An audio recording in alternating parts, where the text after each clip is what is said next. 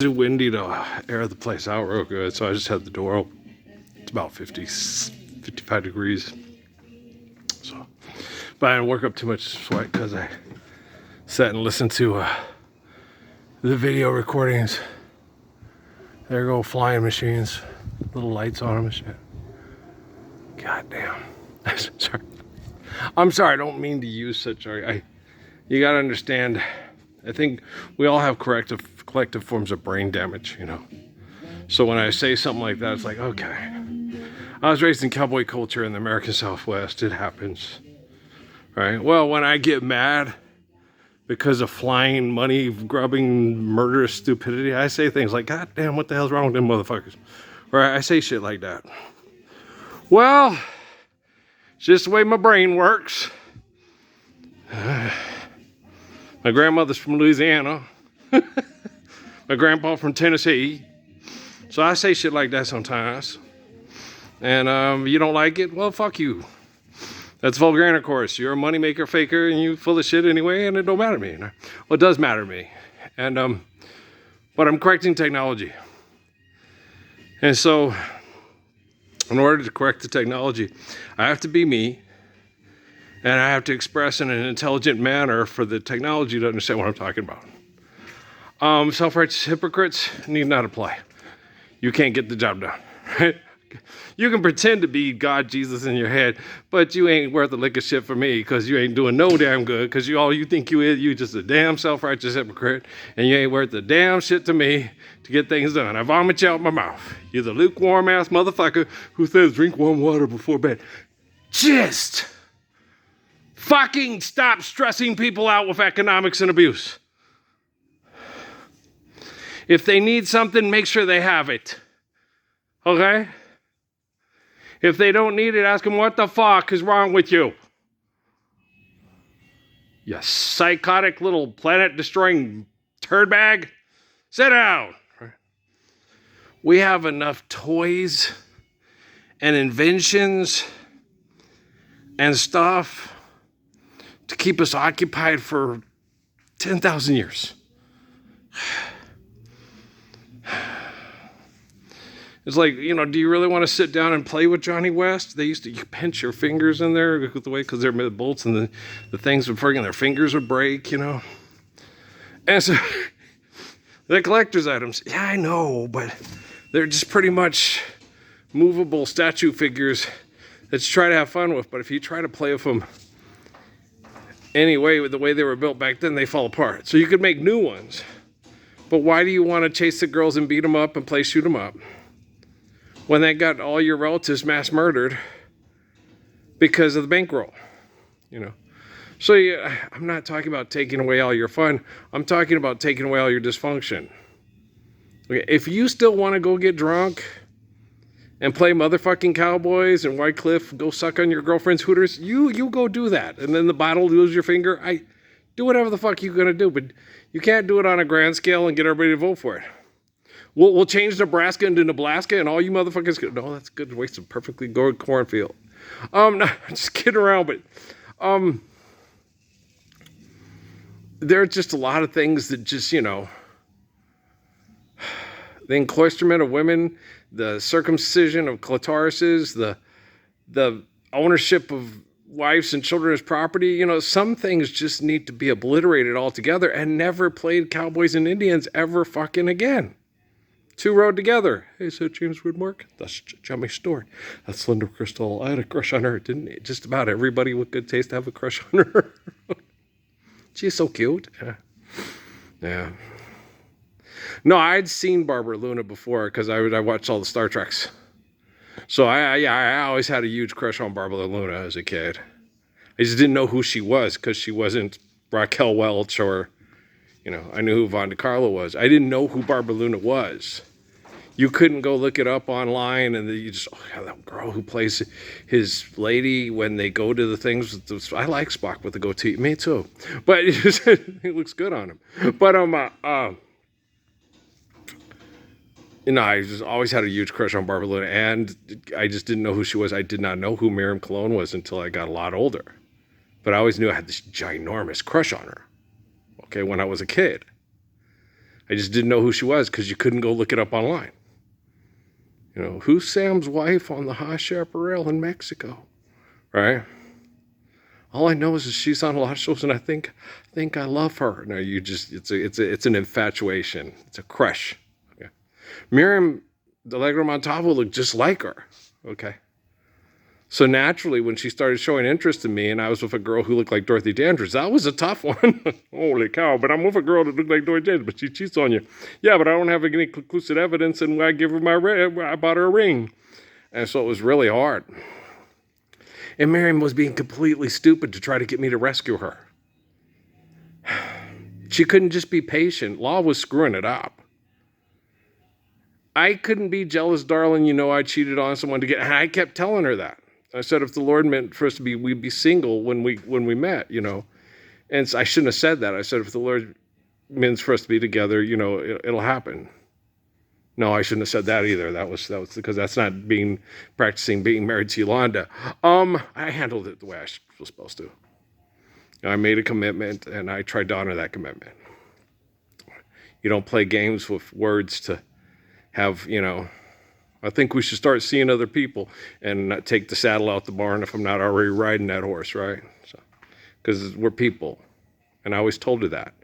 And, you know, and she said, I said, no, Miriam, I could not go have a relationship with you like that because I'm marrying Law and I'm saying that she's worthy of being a wife and you're worthy of being a wife. And I would never make you accept that. You deserve to be a wife and you deserve to be loved as a beautiful wife your whole life. You're too beautiful and strong of a woman. And then she loved me even more. And then I was like, what do I say? What the fuck do I say? I didn't say or do anything wrong. Okay? I did not say or do anything wrong.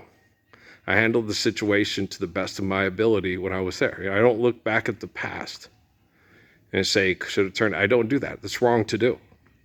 The past is the past for a reason.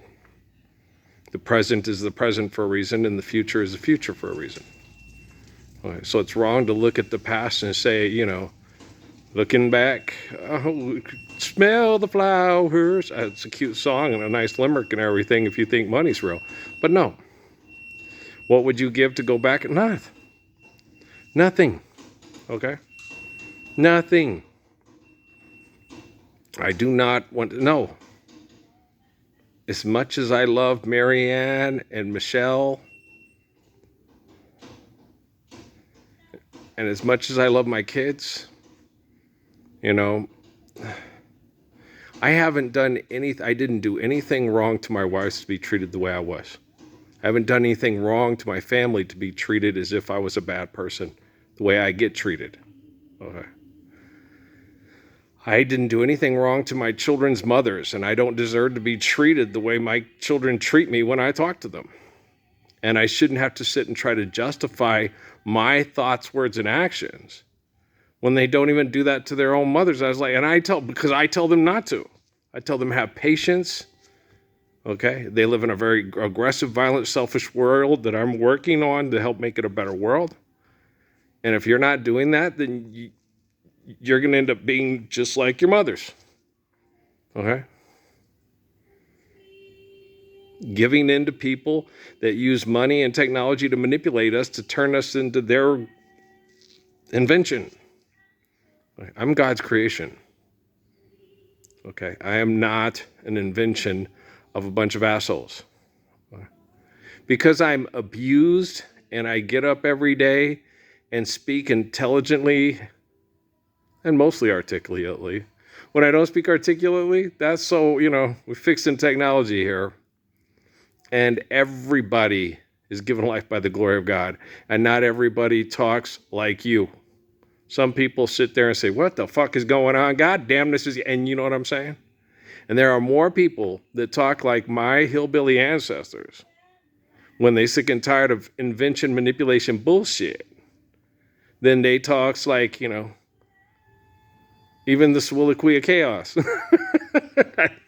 Soliloquy. I don't know what a soliloquy of chaos is. It's but it's a hard word to explain. A soliloquy of chaos is just basically a interaction. It's just a way of saying, but it makes for a better lyric for a rap song than saying an interaction of chaos.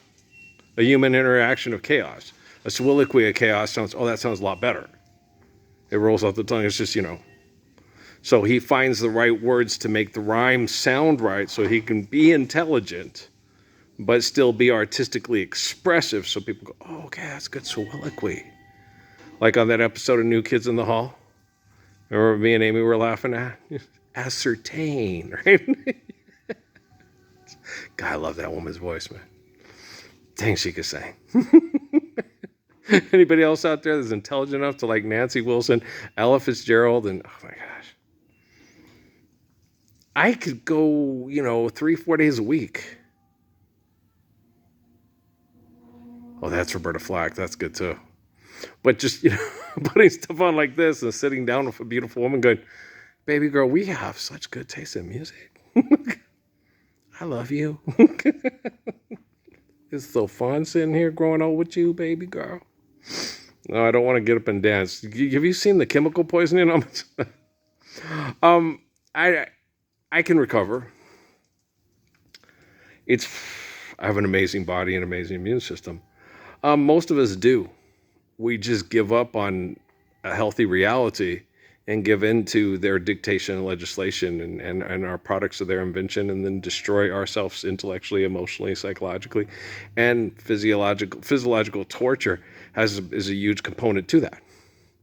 So you end up doing, this is the year 2025. No, it's not. You don't need nor cancer treatment. Oh, Jiminy fucking crackers. What do you need? Before the breathing air is gone, before the sun is just... Don't you like Paul Williams tunes? Me too. Just a bright spot in the nighttime, out in the country. That's a good tune. Yeah. Well, he's the one who wrote the lyrics to, love soft as an easy chair, love fresh as the morning. He also wrote the Rainbow Connection. He also wrote We Only Just Begun. Yeah, he was one of my favorite composers as a kid. I was like, the son from not Jackie Gleason, the son from Mr. Big, who's thirsty in Atlanta, got buried in Texarkana. The little son who's living in the short, that's the dude who writes some beautiful songs. Isn't that cool? The beautiful poet eyes and expressive heart of Paul Williams. Yeah, the lovers, the dreamers, and me. He wrote beautiful tunes, man. I dig that guy. One of the things I was thinking of, and I told Dad earlier today, I said, because they was talking, Elton John was talking last night, he says, they were so nervous to meet Brian Wilson. I said, I ain't nervous to meet nobody. And the thing is I don't have to. I gone and did this thing down all right. We live in the Lord's Prayer. I go find me a good spot, cool, green and shady. Me and my friends and family out on the farm. Let sun be our kicking off our shoes, doing it. I don't want to hold you. I just want to hold you. So if anybody's nervous to meet me, that's okay. You don't have to. You live in the Lord's Prayer. Well, Kalamazoo, how you do? Poughkeepsie, James, all right. Bronx tail. Go get your tail on in Bronx and clean that motherfucker up. All right, we'll get to work now. Okay, I'm being the healer. You ain't got to ever drop your sorry ass into the healer. You don't have to apologize about nothing. We live in the Lord's Prayer, right? Well, then what are you sorry about? Yesterday's yesterday. Okay? It's there. It's not here. I don't have to meet none of you. I don't have to meet Oprah. I don't have to meet Bill Gates. I don't have to meet Mark Zuckerberg. I don't have to meet the family. I don't even have to meet the kiddos. I already talked to them in prayer.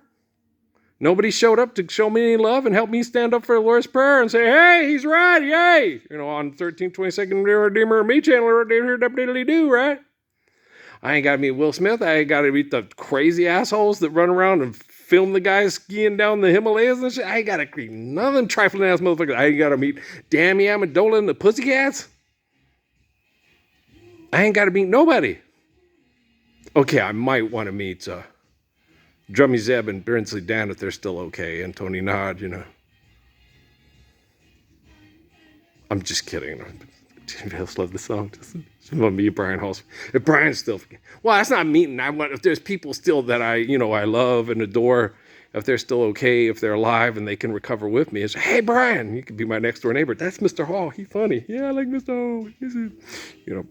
Patrick would love Brian Hall. Yeah. Stephanie knows she loves him. Praying's the best. Yeah. So, but I see how Miriam's doing. If she's okay, I hope so. I hope and I pray. But we lose a lot of people to genocide and toxic environments and stress and mass murder because of selfish turdbags. So I ain't got to be nobody. Okay? Isn't that nice? That's so liberating. Isn't that so liberating? I don't have to go to Vegas. I don't have to go meet RuPaul's drag show and watch all the guys.